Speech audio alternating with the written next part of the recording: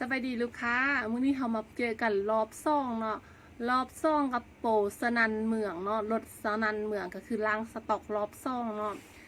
ตัวนี้เนาะไม่คะจะมาเฮ็ดจัดโปรพิเศษทุกสุด1 ล้านกีบถ้าว่าลูกค้าหมักแมนแคปฮูแล้วก็อินบอก5ไหมคะเนาะไหมคะข้อเปิ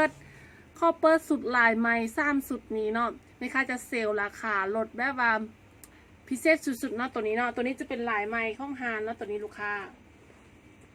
ลายไม้ข้องฮานเนาะพื้นก็จะงามๆแบบนี้เนาะลูกค้าถ้าลูกค้าหมักมันแคปฮูปแล้วก็อินบ็อกเลยเนาะลูกค้าหมักมันแคปฮูปอินบ็อกเลยเด้อตัวนี้จะเป็นงางจกซี่เนาะตัวนี้เนาะสิ้นตัวนี้จะมีสิ้นแล้วก็จะมีแคบเนาะสิ้นแคบแล้วก็จะมีผ้าเบียงงามๆแบบนี้เนาะสิ้นแคบผ้าเบียงงามๆแบบนี้สุดนี้ราคาปกติมัน2,500,000กีบ2,500,000มื้อนี้ไหมคะจะมาปล่อยออกราคาเพียงแต่1,500,000กีบเด้อลูกค้า1,500,000กีบเท่านั้นเนาะสำหรับสุดนี้เนาะถ้าว่าลูกค้าหมักแมนแคปฮูปแล้วก็อินบ็อก5แม่ค้าเลยเนาะแคปฮูปแล้วก็อินบ็อกมาเลยเด้อมีแต่สุดเดียวเท่านั้นที่ว่าแม่ค้าจะมาปล่อยเปิดเอาแลกเอาม่านเนาะเลิกงามยามดีจากราคา2,500,000กีบลดลงเลือดเพียงแต่1,500,000กีบเนาะสิ้นนี้จะแบบว่างามสุดๆแล้วก็ละเอียดสุดๆเนาะลูกค้าเนาะความละเอียดมันสุดๆเลยเนาะตัวนี้มีแต่สุดเดี่ยวเด้อเชื่อไหมคะจะมาปล่อยแฮกม่านออกให้เนาะเพราะว่าตัวนี้เป็นสุดออกใหม่ล่าสุดเนาะในเขาจะแบบว่าราคามันจะราคานี้บ่ได้เนาะและตัวนี้ก็คือสุดที่ซ่องที่ว่าเขาจะมาปล่อยแฮกม่านออกเนาะจะเป็นสิ้นงางเนาะสิ้นงางจกแบบนี้เนาะงามๆแบบนี้เนาะลูกค้ามักมันแคปฮูปแล้วก็อินบ็อก5แม่ค้าเลยเด้องามๆแบบนี้แคปฮูปอินบ็อก5แม่ค้าเลย1,500,000กีบเท่านั้นเนาะและสุดที่3ที่แม่ค้าจะมาปล่อยเนาะเป็นลายออกใหม่เนาะข้อยามาเป็นลายออกใหม่งามๆแบบนี้เนาะลายออกใหม่พื้นมันก็จะงามเด้อลูกค้าเด้อพื้นมันจะงามละเอียดเนาะตัวนี้เนาะพื้นจะเป็นสีดำแล้วก็ใส่ไม้คำสีแดงเนาะตัวจริงมันจะได้ว่างามดูดีที่สุดเนาะตัวนี้เนาะแต่ว่าโดยจักแซงต่างๆเราเห็นให้ซี่มันแบบเบอร์เนาะแต่ว่าตัวจริงมันงามไล่เนาะตัวนี้เนาะตัวนี้มันราคาแมนเขาจะมาปล่อยออกเนาะสุดนี้จะมีแบบว่ามีผ้าเบียงมีแคบแล้วก็มีสิ้นเนาะสุดนี้ราคาปกติแมน2,500,000กีบเนาะแต่ว่ามื้อนี้แม่ค้ามาปล่อยพิเศษ1,000,000กีบเท่านั้นเนาะเนื่องจากว่าพื้นนี้ผ้าเบียงมันจะมีตำหนิได้1เด้อลูกค้าข้อโซตำหนิให้เบิ่งก่อนเนาะว่าตำหนิมันอยู่ไส้เดี๋ยวสองเบิ่งก่อนข้อโซตำหนิให้เบิ่งก่อนเนาะตำหนิจะอยู่นี่ลูกค้าตำหนิมันจะอยู่นี่เนาะสังเกตเบิ่งเส้นลายน้อยๆตัวนี้เนาะปกติมันจะตกเห็นบ่ลูกค้าปกติมันจะสัดไม่สีแดงแต่ว่าผู้ตำเพิ่นสัดไม่สีดำใส่เนาะเห็นให้เป็นเส้นน้อยๆยาวมาอยู่บนนี้เนาะถ้าบ่สังเกตมันจะบ่เห็นเด้อลูกค้าเด้อไหมคะจะมาเซลล์ออกแล้วให้เป็นสุด1,000,000กีบเท่านั้นลูกค้าโดยรวมแล้วงามเนาะบ่มีตำหนิย่างยกเว้นแต่มีเส้นน้อยๆขั้นผ้าเบียงนี่เนาะถ้าว่าลูกค้าบ่คือไล่ก็เอาไปใส่ได้เนาะเพราะว่าราคาพิเศษสุดๆเนาะแล้วก็เป็นลายใหม่ที่ว่าแม่ค้าห้างก็เฮ็ดออกมาได้สุดเดียวเท่านั้นเด้อลูกค้าตัวนี้ยังบ่มีผู้ใดได้ใส่เถื่อนอกกันถ้าว่าลูกค้ายักใส่เป็นผู้ทำอิฐก็เป็นแคปฮูปแล้วก็อินบ็อก5เลยเนาะตัวนี้เนาะงามเนาะ1,000,000กีบเด้อลูกค้าเด้อ1,000,000กีบถูกสุดเนาะไหมคะจะโตไปนี่จะเป็นแบบ1,000,000กีบถูกสุดเนาะเป็นสิ้นเสาหวังล่วงผาบางแท้ๆเนาะตัวนี้เนาะบ่แม่นสิ้นเวียงจันทน์เนาะข้อย้ำเนาะว่าสิ้นฮานเฮาจะเป็นสิ้นล่วงผาบางเนาะมื้อนี้เฮามาเซลล์ล้างสต็อกเนาะลูกค้าถ้าว่าลูกค้ามักแม่นแคปฮูปด่วนเนาะแคปก่อนจะได้ก่อนเด้อลูกค้าแคปก่อนจะได้ตัวนี้จะเป็นซี่เขี้ยวไผ่เด้อลูกค้าซี่เขี้ยวไผ่มากับผ้าเบียงงามๆแบบนี้เนาะซี่เขี้ยวไผ่มากับผ้าเบียงงามๆแบบนี้มีแคบพร้อมเลยลูกค้า1,000,000กีบแคปฮูปแล้วก็อินบ็อก5แม่ค้าเนาะ1,000,000กีบแคปฮูปและอินบ็อกเลยเนาะมีสุดเดียวเท่านั้นเด้อซี่นี้มีสุดเดียวเท่านั้นเนาะถ้าลูกค้ามักเมนแคปฮูปแล้วก็อินบ็อกเข้ามาเลย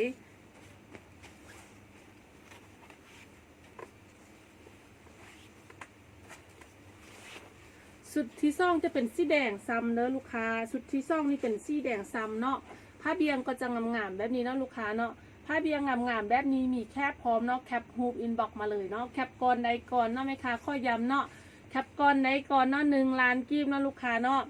งามบ่มีตำหนิเด้อลูกค้าเด้อสิ้นเฮางามบ่มีตำหนิยังเนาะคันถ้ามีตำหนิแม่ค้าจะแจ้งให้เนาะคันว่ามีตำหนิแม่ค้าจะแจ้งให้หูเนาะหรือว่าแม่ค้าโสอยู่สิแม่ค้าเห็นว่ามีตำหนิย้อน ตัวนี้เป็นซี่มังคุดเนาะลูกค้าเนาะซี่มังคุดเด้อซี่มังคุดแดงเนาะถ้าว่าแม่ค้ากวดเบิ่งเครื่องย้อนล่างมีตำหนิแม่ค้าจะแจ้งแล้วก็จะบ่ส่งให้เนาะตัวนี้เป็นโดยรวมแล้วแม่ค้าเบิ่งนี้จะเป็นแบบว่างามละเอียดทุกสุดเด้อลูกค้าเด้องามละเอียดทุกสุดเนาะแคปฮูปและอินบ็อกมาเลยเด้อลูกค้าเด้อแคปฮูปเลยเนาะตัวนี้เป็นมังคุดแดงเนาะลูกค้ามังคุดแดงงามแท้งามว่าเนาะตัวนี้เนาะ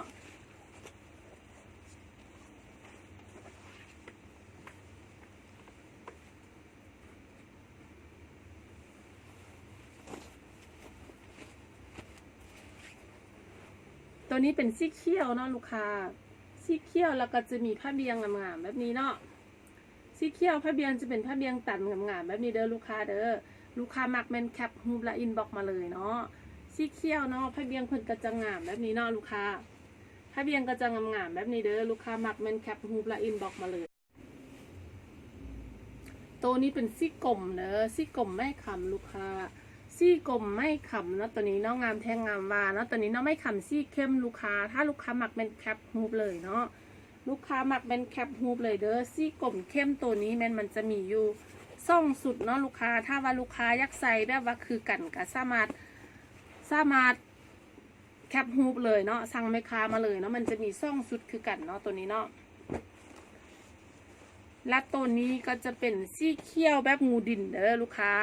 สีเขียวแบบที่มาออกงูดินเนาะตัวนี้เนาะทุกสุดมันมีแคบเนาะถ้าว่าแม่ค้าบริโภคมันให้เข้าใจว่ามีแคบเนาะตัวนี้เนาะสุดหนึ่งจะมีแบบว่ามีเส้นมีผ้าเบียงแล้วก็มีแคบเนาะตัวนี้เนาะในสุดนี้เนาะแคบฮูปเลยเนาะมันจะเป็นแบบสีเขียวออกแบบว่างูดินเนาะสีเขียวที่มาออกงูดินเด้อลูกค้าเด้อตัวนี้งามลายเนาะบ่ค่อยมีเนาะสีแบบนี้เนาะสีแบบนี้บ่ค่อยมีเด้อตัวนี้จะเป็นแบบว่าสีดำเนาะสีดำสัตว์ไม่ข้าวดำกับแบบว่าดำแบบยักออกเป็นข้ามดำเนาะแต่ว่าโดยรวมก็จะเป็นสีดำเนาะเกนข้ามนะผ้าเบียงก็จะงามๆแบบนี้เลยลูกค้าผ้าเบียงงามๆแบบนี้เนาะมีแค่พร้อมเนาะ1 ล้านกีบลูกค้ามักแคปอินบ็อกมาให้แม่ค้ามีซ่องสุดเด้อสำหรับตัวนี้มันได้ลูกค้าซ่องทานเนาะลูกค้ามักแมนแคปฮูปอินบ็อกให้แม่ค้าเลยเนาะได้ซ่องทานเนาะลูกค้าเนาะ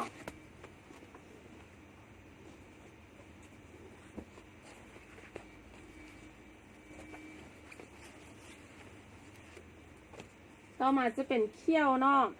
เป็นเขี้ยวแบบว่าเขี้ยวใบไม้ลูกค้าเขี้ยวใบไม้ตัวนี้ก็มีซ่องสุดเด้อลูกค้าได้ซ่องทานเนาะลูกค้าได้ซ่องทานหมักแล้วมันแคปฮูปมาเลยเนาะแคปฮูปมาเลยได้ซ่องทานนะมีซ่องสุดเด้อแบบนี้จะมีซ่องสุดเนาะตัวนี้งามๆแบบนี้เนาะสิ้นค้างามบ่มีตำหนิเนาะมีซ่องสุดเนาะลูกค้าตัวนี้จะเป็นซี่ตะกัวเถาเนาะลูกค้าตะกัวเถาแล้วก็ผ้าเบียงก็จะงามๆแบบนี้นะลูกค้าเนาะลูกค้ามักแม่นแคปฮูปเลยเด้อลูกค้าตะกัวเถามีสุดเดียวเนาะแคปฮูปและอินบ็อก5แม่ค้ามีแคบพร้อมเด้อลูกค้าทุกสุดจะมีแคบเนาะถึงวันแม่ค้าบางทีแม่ค้าลืมบ่โซสิมันจะมีแคบเนาะถ้าว่าตัวได้บ่มีแม่ค้าจะแจ้งเนาะลูกค้าแม่ค้าจะแจ้งให้ฮูต่ำล่างเนาะคันว่าบ่มีแคบเนาะแล้วต่อมาจะเป็นตะกัวฟ้าเด้อลูกค้าตะกัวฟ้าเนาะสังเกตว่าเครื่องทุกสุดมันจะแบบว่าบ่เป็นเครื่องค้างเก่าเนาะเป็นเครื่องที่แม่ค้าเฮ็ดออกมาใหม่เนาะเป็นเครื่องที่แม่ค้าเฮ็ดออกมาใหม่ล้างสต็อกเนาะล้างสต็อกเพราะว่าแม่ค้าเฮ็ดหลายใหม่เนาะปีนี้แม่ค้าเฮ็ดหลายใหม่แล้วตัวนี้มันหลายที่แม่ค้าล้างสต็อกออกเนาะถ้าลูกค้ามักมันแคปฮูปแล้วก็อินบ็อกมาเลยเนาะราคาสุดคุ้มเด้อลูกค้าราคาสุดคุ้มเครื่องงามแท้งามว่าเนาะตัวนี้เนาะเครื่องมันงามตัวนี้เป็นซี่กลมเนาะไม่คำซี่ทองนาเนาะแล้วตัวนี้จะเป็นไม้เงินเนาะลูกค้าเนาะงามลายเด้อตัวนี้เนาะลายไก่เนาะตัวนี้ลายไก่เป็นลายดังเดิมแบบลุงผ้าบางเห่าเนาะตัวนี้นะผ้าเบียงก็จะงามเนาะผ้าเบียงตัวนี้จะเป็นลายข้อประเจเนาะขั้นลายไก่แล้วข้อประเจงามละเอียดลายเนาะตัวนี้เนาะมีแคบพร้อมลูกค้ามีแคบพร้อมเนาะตัวนี้เนาะแคปฮูปเลยเนาะตัวนี้เนาะลูกค้ามักเป็นแคปฮูปเลยเนาะถ้าว่าลูกค้าแบบว่าเตรียมตัวที่ว่าเฮ็ดงานแบบงานแต่งดอกเนาะงานลูกสาวบงานล้านสาวบซีเนาะอยากได้เป็นสุดคอนเซ็ปต์มันแนะนำลูกค้าเอาไว้เลยเนาะเพราะว่าราคานี้5 ไส้บดายไหมคะรับประกันเลยเนาะราคานี้ลูกค้า5 ไส้บดายแล้วเนาะ1 ล้านกีบเนาะ5 ไส้บดายแล้วเนาะคุณภาพดีๆงามแบบนี้เนาะปกติมันราคานี้จะบดายเนาะตัวนี้งามแท้งามว่าจะเป็นซี่ตะกัวแล้วว่าซี่คล้ายๆซี่มะขอเนาะหรืออาจจะเอิญว่าซี่โอบามากับ ตัวนี้ก็จะเป็นแบบว่าซี่เป็นซี่มะคอเนาะข้อเอิญซี่ลาวหอเนาะเอิญเฮาเอิญอาจจะเอิญว่าซี่มะคอเนาะตัวนี้เนาะซี่แบบไทยเมืองล่วงเนาะมันจะคล้ายๆกับซี่กลมเนาะตัวนี้เนาะมันจะออกแบบว่าซี่กลมออกตะกัวเนาะเป็นลักษณะซี่มะคอไม่คำมันจะเป็นไม่คำซี่เข้มเนาะตัวนี้เนาะงามละเอียดเนาะลูกค้าเนาะลูกค้ามักเป็นแคปฮูปเลยเด้อแคปฮูปเลยเนาะมื้อนี้มากับแคปซ่องเส้นเนาะตัวนี้เนาะผ้าเบียงงามแพงงามวาเด้อตัวนี้เนาะผ้าเบียงเป็นงามลายเนาะตัวนี้เนาะซี่กลมเด้อลูกค้าตัวนี้จะซี่กลมเนาะผ้าเบียงก็จะงามๆแบบนี้ลูกค้าผ้าเบียงงามๆแบบนี้เนาะลูกค้ามักแคปฮูปเลยเนาะซี่กลมสับปนไม่เข้าเนาะลูกค้าแคปฮูปและอินบ็อก5ในคาด่วนเด้อตัวนี้เนาะงามแทงงามวาเนาะตัวนี้เป็นบอลลูกค้า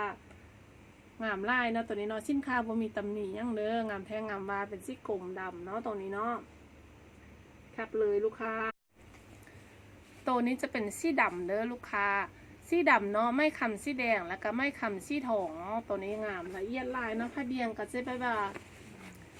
ผ้าเบียงกับแบบว่าบ่ให้บรรยายทั้งความงามเลยเนาะผ้าเบียงคนจะเป็นลายข้อเนาะตัวนี้เนาะลายข้อประแจแล้วก็เป็นลายมาเนาะเป็นหม่อมมาเด้อลูกค้าหม่อมมางามลายเนาะโบราณแท้ๆเด้อลูกค้าโบราณนักการเนาะลายโบราณนักการเนาะเป็นหม่อมมาหม่อมไก่สิ้นล่วงผ้าบางเฮางามลายเนาะตัวนี้เนาะชุดนี้งามแท้งามว่าเนาะ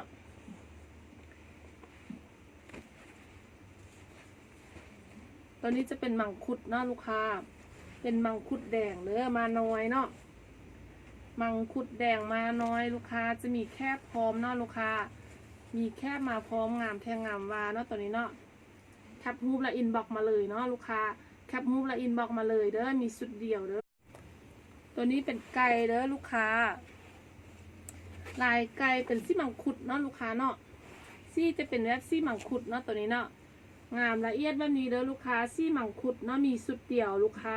มีสุดเดียวเนาะยังเลือกแต่สุดเดียวเนาะลูกค้าแคปฮูปแล้วก็อินบ็อกเลยเนาะ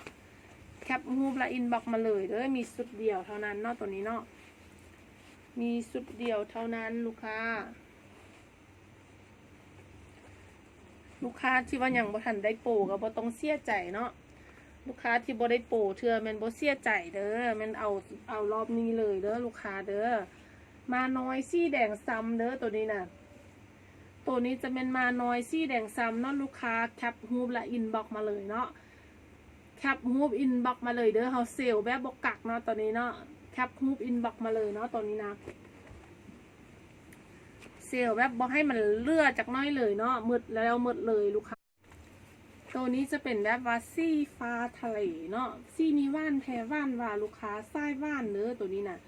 ไส้ว่านเนาะผ้าเบียงก็จะเป็นแบบงามๆแบบนี้เนาะเดี๋ยวยึงผ้าเบียงให้เบิ่งเนาะผ้าเบียงจะงามๆแบบนี้เนาะลูกค้าผ้าเบียงจะตันงามๆแบบนี้แคปฮูปเลยมีสุดเดียวเท่านั้นเด้อมีสุดเดียวเท่านั้นลูกค้าเอ้ยงามแทงงามมาตัวนี้เห็นเป็นจะสุดเจ้าเศร้ากระไดเนาะตัวนี้เนาะซี่ว่านๆแบบนี้เป็นเจ้าเศร้ากระไดเด้อตัวนี้จะเป็นแบบว่าซี่ตะกัวซี่เทาเนาะโบเป็นตะกัวเอิญว่าซี่กี้เทาเนาะตัวนี้เป็นลายกราฟปีตัวนี้เป็นลายเกายอดเนาะตัวนี้เนาะลายเกายอดเด้อลูกค้าเด้อเกายอดเนาะลายเกาลายแก่ลายโบราณเนาะตัวนี้เนาะงามแท้งามมาเนาะแคปฮูปแล้วอินบ็อกมาเลยมีสุดเดียวลูกค้ามีสุดเดียวเนาะเกายอดเนาะ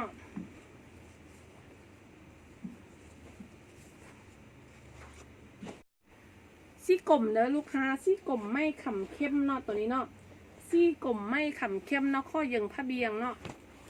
ผ้าเบียงก็จะแบบว่างามอลังการแบบนี้เนาะผ้าเบียงจะอลังการเนี่ยงานสร้างแบบนี้เด้อลูกค้าเด้อไก่แล้วก็สลับด้วยข้อประแจเนาะตัวนี้เนาะงามลายเนาะแคปฮูปและอินบ็อกมาเลยเนาะตัวนี้งามลายเด้อลูกค้าเด้องามลายเนาะตัวนี้ก็จะเป็นซี่กลมเนาะซี่กลมนี่จะยังมีลายหลายอยู่เนาะลูกค้าเนาะถ้าลูกค้ามักคอนเซปต์นี่มันยังมีลายเนาะสำหรับซี่กลมตัวนี้เนาะแคปฮูปเลยเด้อลูกค้าเด้อแคปฮูปเลยเนาะลูกค้าเนาะ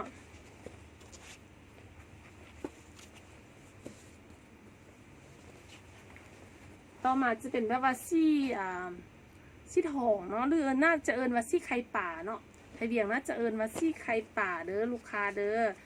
แคปฮูปและอินบ็อกมา แคปฮูปและอินบ็อกมาเลยเด้อแม่ค้าข้อยึงผ้าเบียงเนาะผ้าเบียงก็จะเป็นลายงามๆแบบนี้เนาะข้อประแจงงามๆแบบนี้เนาะแล้วก็จะมีไก่เนาะมีไก่งามๆแบบนี้ซี่ผู้ดีลายตัวนี้น่ะซี่ผู้ดีเนาะตัวนี้เนาะตัวนี้วิธีการตำมันเนาะมันจะมีแบบว่าตัวนี้จะเป็นลายแบบว่ามักไหมเนาะตัวนี้เนาะฟันมักไหมแล้วก็จะมีจกแล้วก็ฟันมักไหมแล้วก็มีจกตัวนี้เป็นสัตว์งางเนาะสัตว์ลวงงางเด้อลูกค้าตัวนี้จะเห็ดยากลายเนาะปกติราคานี้จะโบได้เนาะเพราะว่าตัวนี้เป็นคอลเลกชันใหม่แต่ว่ามันลงมาไหมคะก็ปล่อยออกให้เลยเนาะตัวนี้1 ล้านกีบเนาะปกติตัวนี้บอลลุด1,500,000กีบเนาะปล่อยออกเลยเนาะเพราะว่าแม่ค้าลงคนลงมันมาอยู่นำกลุ่มที่ว่าเครื่องแม่ค้าจะเซลล์ลังสต็อกเนาะเพราะว่าตัวนี้จะยากก่อนเนาะมีเทคนิคในการตำแบบว่าไล่วิธีเนาะตัวนี้จะตำแบบ3 วิธีแล้วก็มาลวงใส่กันเนาะตัวนี้เนาะงามไล่เด้อตัวนี้นะลูกค้างามไล่เนาะมีชุดเดียวเด้อลูกค้าแคปฮูปเลยเนาะตัวนี้จะเป็นซี่กลมเนาะสัตว์ไม่เงินแล้วก็ไม่คำสลับกันตัวนี้จะแบบว่าผ้าเบียงก็จะงามเนาะเป็นลายมาน้อยลูกค้าถ้าว่าลูกค้าหมักตัวนี้เนาะถ้าว่าลูกค้าหมักผ้าเบียงงามๆแบบนี้เนาะมันแคปฮูปแล้วก็อินบอก5 แม่ค้าเลยเนาะตัวนี้มาน้อยซี่กลมสัตว์ไ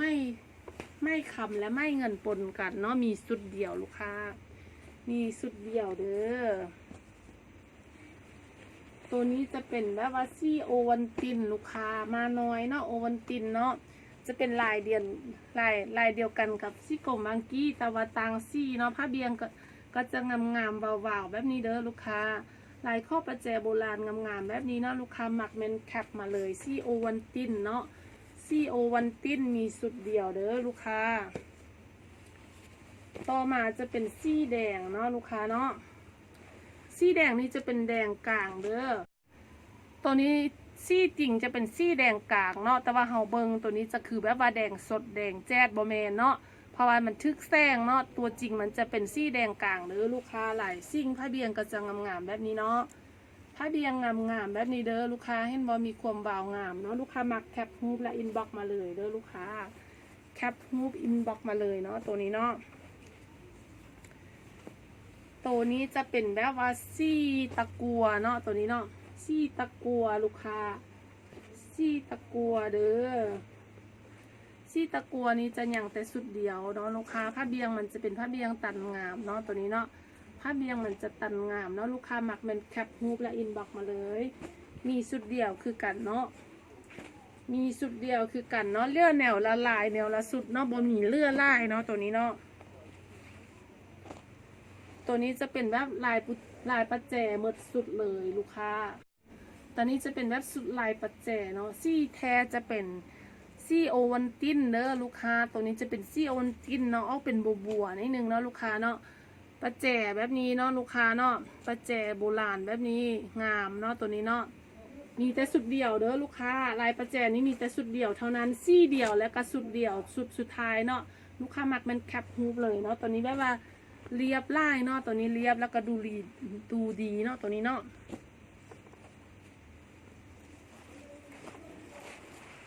ตัวนี้จะเป็นแบบว่าดำแล้วก็ไม่ขำซี่ขำแล้วก็ซี่แดงปนกันเนาะลูกค้าเนาะตัวนี้งามๆแบบนี้อย่างเลือกแต่สุดเดียวเด้อลูกค้ามีสุดเดียวเท่านั้นเนาะลูกค้าหมักแคปฮูปเลยเนาะตัวนี้เนาะแคปฮูปแล้วก็อินบ็อกมาเลยเนาะตัวนี้จะงามๆแบบนี้เด้อลูกค้าตัวจริงจะงามแบบนี้เนาะลูกค้าเนาะงามแบบนี้ลูกค้าตัวนี้จะเป็นซี่กลมเด้อลูกค้าซี่กลมเนาะแล้วก็สัตว์ไม่คำซี่แดงแล้วก็ไม่คำซี่ทองปนกันลูกค้าตัวจริงจะงามแบบนี้เนาะลูกค้ามักแมนแคปฮูปมาเลยมีชุดเดียวเด้องามๆแบบนี้เนาะชุดซี่กลมแล้วก็ซี่แดงสลับกันเนาะตัวนี้เนาะมีชุดเดียวอีกแล้วมีชุดเดียวอีกแล้วลูกค้าตัวนี้จะเป็นซี่มังคุดเนาะตัวนี้เนาะซี่มังคุดมาน้อยเด้อลูกค้าซี่มังคุดมาน้อยเนาะตัวนี้เนาะลูกค้างามแบบนี้เนาะลูกค้ามักมันแคปฮูปมาเลยเนาะผ้าเบียงมันจะเป็นลายกราฟปีเนาะลูกค้าเนาะตัวนี้จะเป็นมาน้อยเนาะตัวนี้เนาะงามไล่ตัวนี้แคปฮูปและอินบ็อกมาเลยเนาะลูกค้า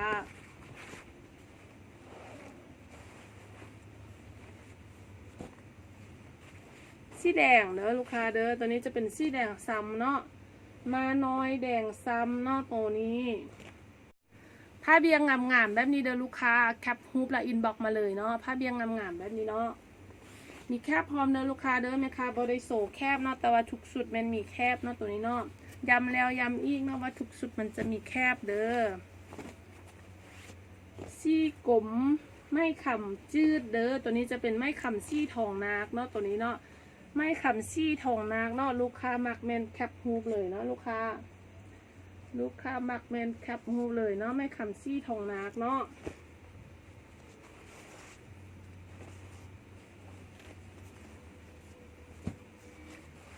ตัวนี้จะเป็นซี่ตะกัวเนาะลูกค้าเนาะซี่ขี้เทาอะไรเนาะบ้านเฮาเอิ้นว่าซี่ขี้เทาเนาะ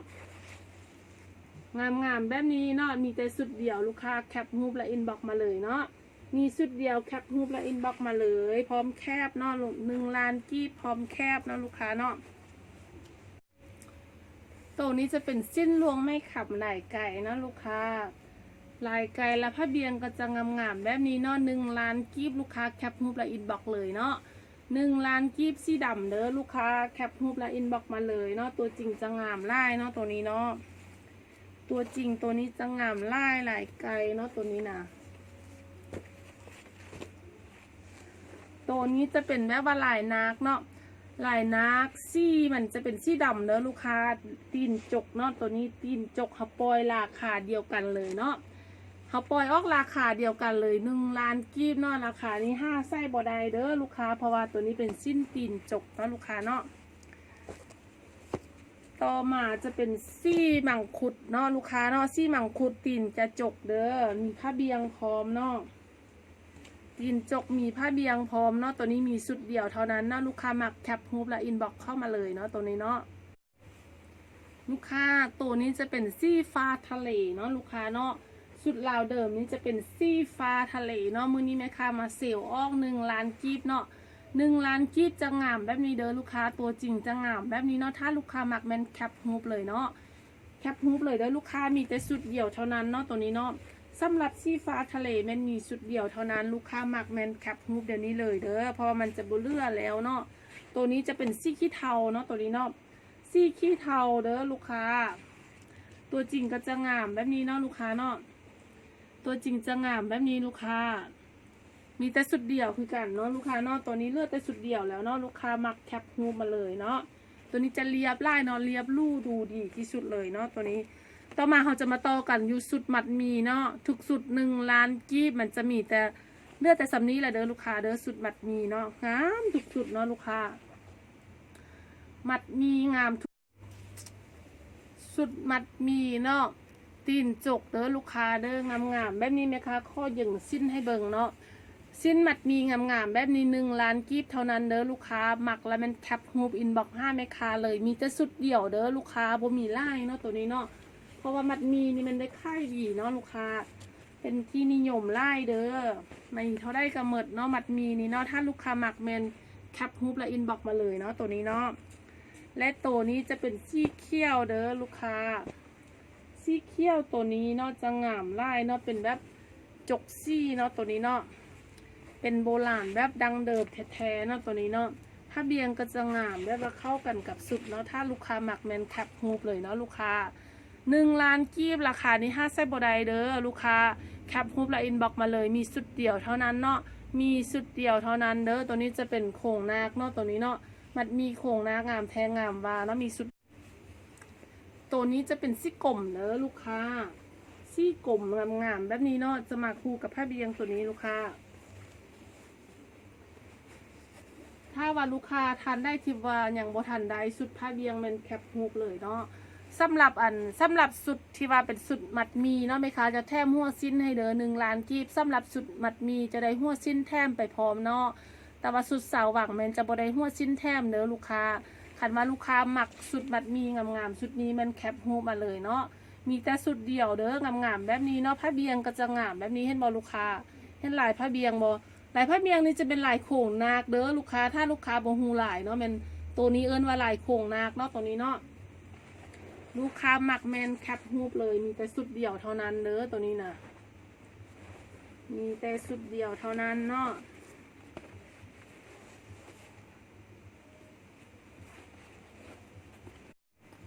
ตัวนี้ลายซิ่งเนาะลายซิ่งแต่ว่าจะเป็นซี่กลม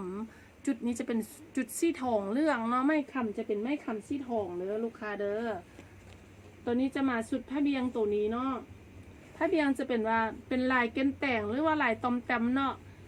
ลายแกนแต่งหรือว่าลายตอมแต้มแต่ละเคสแมนฮองซื้อต่างกันเนาะสำหรับซื้อลายผ้าเนาะแต่ว่าโดยรวมแล้วก็จะมีความหมายเนื้อผ้าเดียวกันเนาะตัวนี้จะเป็นลายซิ่งลายซิ่งจะอย่างสุดเดี่ยวเด้อซี่กลมนี้ลูกค้าเด้อตัวนี้จะเป็นซี่กลมข้าวเนาะอย่างเต็มพื้นก็จะงามแบบนี้เนาะสิ้นมัดมีมันมีเสน่ห์เนาะทุกพื้นมันจะมีเสน่ห์ในตัวของมันเนาะมัดมีนี่เนาะเพราะว่าจะมัดไม้แต่ละเทือมันลายมันก็จะต่างกันเด้อลูกค้าเด้อสำหรับมัดมีนี่เนาะอาจจะลายเดียวกันแต่ว่ามัดทุกเทือมันจะมีมนต์เสน่ห์เนาะมีมนต์เสน่ห์มันจะต่างกันทุกพื้นเนาะลูกค้างามลายตัวนี้งามแท้งามว่าแคปมูฟอินบ็อก5 เมคาเลยเด้อลูกค้าเด้อตัวนี้จะเป็นลายไก่เด้อลูกค้าพื้นมันจะเป็นสีดำเนาะตัวนี้เนาะลายไก่สีดำเนาะตัวนี้งามคือกันเด้อลูกค้างามลายเนาะไม่แท้มันจะงามแวววาวแบบนี้เนาะลูกค้ามักแมนแคปฮูปและอินบ็อกมาเลยเนาะ1 ล้านกีบเท่านั้นเด้อลูกค้าเด้อข้อย้ำว่า1 ล้านกีบเท่านั้นเนาะ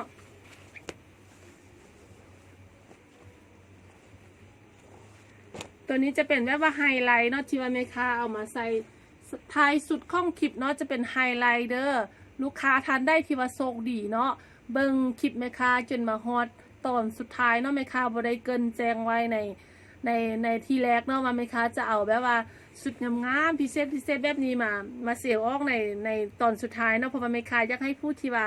มักในสิ้นมึงล่วงแล้วก็ยักได้แท้ๆเนาะได้สิ้นพื้นนี้ไปเนาะดังนั้นแม่ค้าจริงเอามาใส่สุดท้ายเนาะตัวนี้งามไล่เนาะสุดมัดมีตัวนี้เนาะ1 ล้านกีบลูกค้าแคปฮูปเลยเลยลูกค้า1 ล้านกีบเนาะจะได้แบบว่ามีแคบเนาะมีแคบพร้อมเด้อสำหรับตัวนี้จะมีแคบเนาะแล้วก็ผ้าเบียงงามๆแบบนี้เนาะ